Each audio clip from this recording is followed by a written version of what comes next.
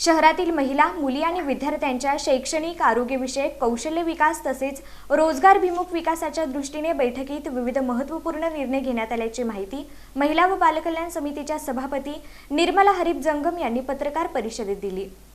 महिला व मुलींसाठी MSCIT प्रशिक्षणाचे आयोजन करण्यात आले असून या प्रशिक्षणासाठी 19 ऑगस्ट ते 2 सप्टेंबर 2026 या कालावधीत अर्ज स्वीकारले जाणार आहेत।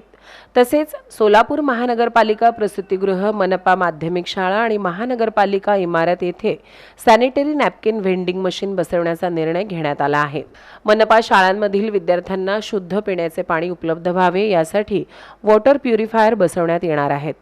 सन 2026-27 या आर्थिक वर्षात पात्र व गरजू महिला व मुलींसाठी पोलीस भरतीपूर्व प्रशिक्षण सुरू करण्यात येणार आहे।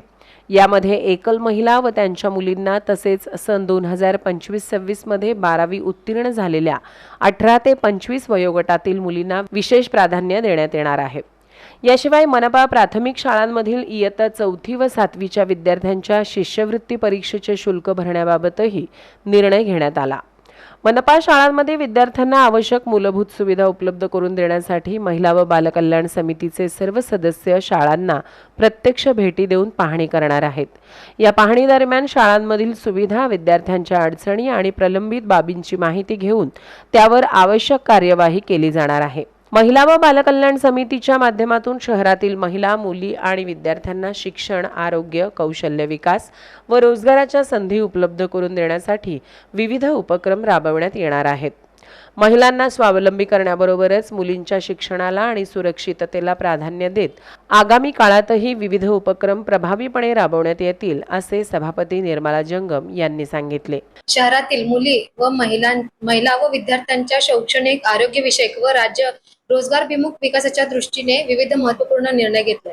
त्यामध्ये महिला व मुलींसाठी MSCIT प्रशिक्षण आयोजन करण्यात आले असून सदर प्रशिक्षणासाठी दिनांक 19 ऑगस्ट 2026 ते 2 सप्टेंबर 2026 या कालावधीत अर्ज स्वीकारण्यात येणार आहेत। आणि MSCIT मध्ये हा महत्त्वाचा का फोकस करते, जेणेकरून AI चा जो पार्ट आहे त्यामध्ये इन्क्लूड केलेला आहे, जेणेकरून त्यांना जो आताच्या काळामध्ये तो गरजेचा आहे AI चा प्रशिक्षण घेणं। त्यासाठी MSCIT वरती आपण प्रशिक्षण आयोजित करण्यात आलं आहे प्रथम मध्ये।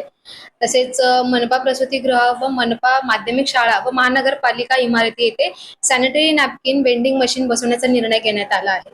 मनपा शाळांमध्ये विद्यार्थ्यांना शुद्ध पिण्याच्या पाण्याची उपलब्ध व्हावे यासाठी वॉटर प्युरिफायर बसवण्याचा निर्णय घेण्यात आला आहे। सन 2026-27 या आर्थिक वर्षात पात्र व गरजू मुली व महिलांसाठी पोलीस भरती पूर्व प्रशिक्षण सुरू करण्याचा निर्णय घेण्यात आला आहे। यामध्ये एकल महिला व एकल महिलांच्या मुलींना तसेच सन 2025-26 मध्ये इयत्ता 12वी उत्तीर्ण झालेल्या 18 ते 25 वयोगटातील मुलींना विशेष प्राधान्य देण्यात आले आहे। शिवाय मनपा प्राथमिक शाळांमधील इयत्ता 4थी व इयत्ता 7वीच्या विद्यार्थ्यांना शिष्यवृत्ती परीक्षेचे शुल्क भरण्याबाबतही निर्णय घेण्यात आला आहे।